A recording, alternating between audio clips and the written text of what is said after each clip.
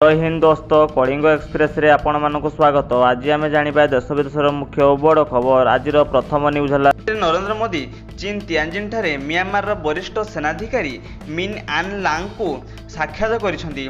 उभयଙ୍କ मध्य Bharat Myanmar द्विपाक्षिक संपर्क को नहीं गुरुत्वपूर्ण आलोचना कर जाइछि बोली कहा जाइछि। परवर्ती न्यूज है दिव्यांग नाबालिका को अश्लील बीएमसी ड्राइवर को 5 वर्ष जेल। दिव्यांग नाबालिका को अश्लील मामला रे राय प्रकाश बीएमसी जड़े पूर्वतन ड्राइवर को 5 वर्ष कारादंड शुणाइले भुवनेश्वर एडिशनल सेक्शन जज फास्ट ट्रैक स्पेशल कोर्ट। यह मामला रे बीएमसी पूर्वतन ड्राइवर रामचंद्र पंडा को दोषी साब्यस्त करने सह 5 वर्ष जेल एवं 3000 टंका जरिमाना देवाक निर्देश देइछन्ती। कोर्ट एने सरकारी आईनजीवी राजीव सामल सूचना देते बीएमसी ड्राइवर को 5 वर्ष जेल।